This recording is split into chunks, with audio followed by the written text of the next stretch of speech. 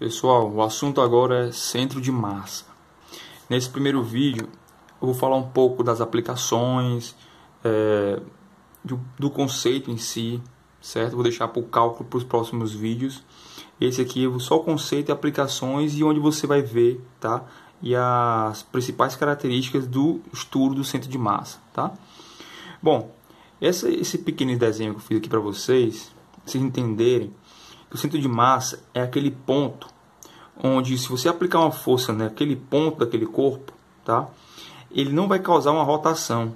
Ou seja, se eu aplico uma força aqui, qualquer lado desse pino verde aqui, ó, do lado direito, empurrar para cima, ele vai rotacionar para o lado esquerdo, no sentido anti-horário, tá? Se eu aplico uma força no sentido, nesse outro lado aqui, ó, ou seja, ele vai acabar criando uma força no sentido de rotacionar, no sentido horário, tá?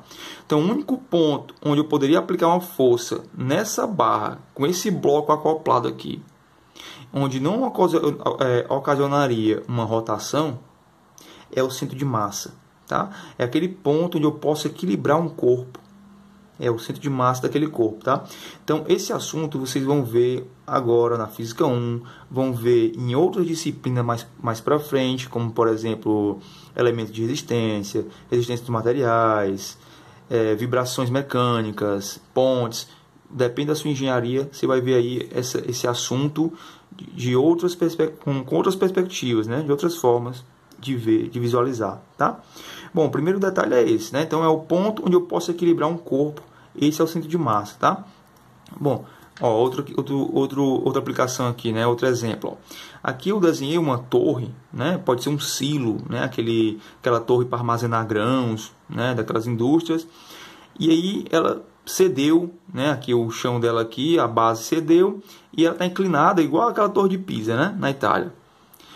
O que acontece? Nesse caso, vamos supor que não tenha fundação, né, que esteja dando um suporte aqui, segurando essa torre para ela não cair, né? Vamos esquecer essa fundação. Vamos imaginar que seja só a torre mesmo, aqui no solo, e ela aí cedeu, o solo do lado direito cedeu, ela inclinou, tá?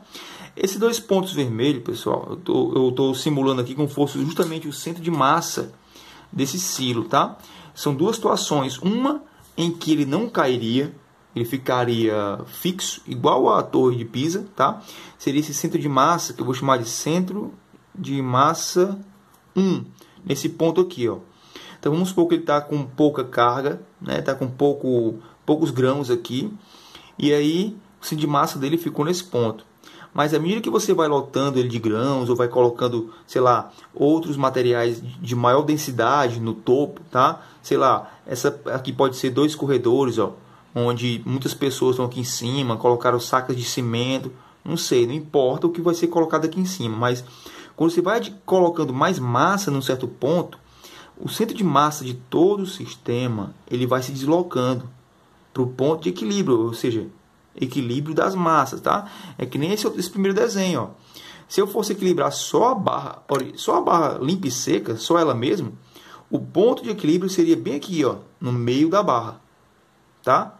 Mas não, como eu coloquei mais um bloco, ou seja, mais uma massa do lado esquerdo, repare que o centro de massa saiu do centro da barra e se deslocou para ficar justamente como fosse um meio termo entre as massas, o centro de massa da barra e o centro de massa desse bloco. Então ele se deslocou para cá, ó.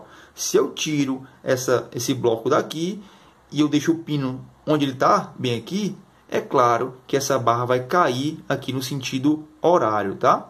Para ele não cair, porque o centro de massa agora, quando for só a barra, o centro de massa será bem aqui, ó. Então eu tenho que trazer esse pino para cá de volta, né? Então, para onde aumentar a massa, o centro de massa vai correr para aquele lado, para onde tem a maior concentração de massa. Então, se eu coloco muitos grãos aqui em cima, né, muitos materiais, o centro de massa vai subindo, vai se deslocando, tá? E qual é o problema?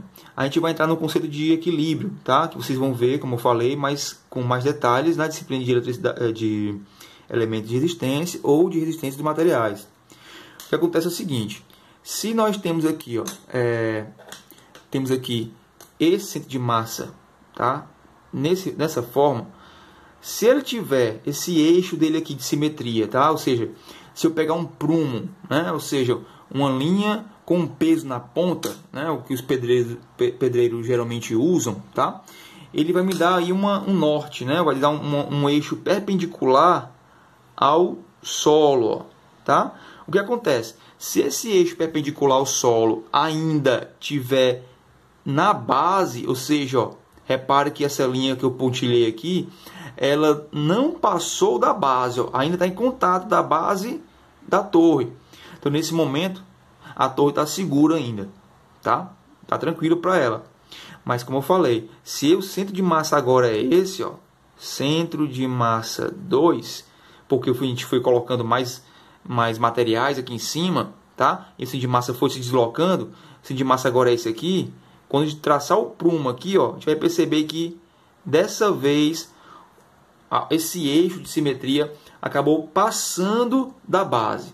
Pronto, nesse momento, então, a torre começa a cair, tá? Esse silo desaba. Então, o que faz o objeto não cair é o centro de massa dele ficar ainda acima da base dele, tá? É que nem você. Se você ficar em pé e ficar se colocando para frente, né? Se inclinando para frente para ver em que ponto você vai cair, assim que o seu centro de massa, que geralmente no ser humano fica ali próximo ao umbigo, o centro de massa passar da ponta dos seus pés, você desaba, você cai para frente, tá? Então, isso aqui é uma característica importante para a gente poder aprender e também trabalhar nos próximos semestres com esse tópico, tá?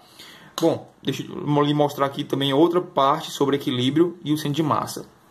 Ó, imagine aqui, ó, que você, né, vai, sei lá, supervisionar o ensaio dessa peça de metal que vai, sei lá, compor uma ponte, tá? E aí o cálculo do centro de massa aponta que o centro de massa dele está bem aqui, ó, tá? Bem nesse ponto. Repara onde é que está o nó de amarração do guindaste, tá? Tá bem nesse ponto. E aí nós temos um problema, porque todo o corpo, quando você segura ele, tá? Você pendura ele, ele vai sempre se alinhar com o ponto de apoio e o centro de massa. Então, na hora que você segura assim, vamos supor que o guindaste, tá? Tinha que levantar esse suporte perfeitamente na horizontal. Ele tinha que ser levantado assim, tá? Erguido dessa forma, porque ele ia encaixar, sei lá, em algum andar de um prédio ou de um viaduto, não sei, tá? Mas o que vai acontecer é isso aqui, ó. Ele vai acabar rotacionando, porque não foi bem colocado, tá? Então, o ideal era ele ser colocado, tá, em cima do ponto de apoio, tá? Ou seja, esse nó deveria ter sido colocado bem para cá, ó, em cima desse ponto aqui, onde ele conseguiria manter essa peça alinhada com a base na horizontal, ó, né? Então esse nó deveria ser colocado bem aqui. Então é por isso que é uma das importâncias da gente saber calcular onde é que fica o centro de massa do objeto. Se tivesse calculado, o operador do guindaste saberia colocar o nó bem nesse ponto e conseguiria erguer essa peça sem ela rotacionar, né, causar um acidente, ou então, no mínimo, não encaixar no local onde eles querem, tá? Um outro exemplo. Aqui, ó, eu tenho aqui como se fosse uma grua, tá? Onde o centro de massa já foi calculado, tá mais ou menos aqui no centro da barra, né? E lembra que eu lhe falei que à medida que você vai colocando mais massa aqui, vamos supor que aqui sobe um operário, sobem 2 ou 3 operários, e eles colocam, sei lá, uma saca de cimento.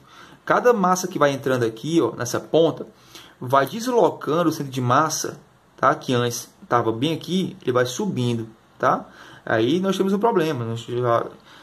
Se a massa for aumentando, pode acontecer o seguinte: se não tiver bem pesado aqui na ponta, tá? Tipo, sei lá, isso aqui é o braço de um trator, né? Ou tiver fixo aqui no solo com alguma estrutura que impeça ele de inclinar, ele vai acabar caindo, tá? Então, nesse ponto, como ele está aqui já, ó, se ele não tiver nenhuma amarração aqui embaixo, né, nenhuma estrutura que segure ele, ou um trator, dessa forma, sem ninguém, ele já estaria caindo, ó, porque ele já está aqui, ó, com o eixo de simetria passando da base, tá certo?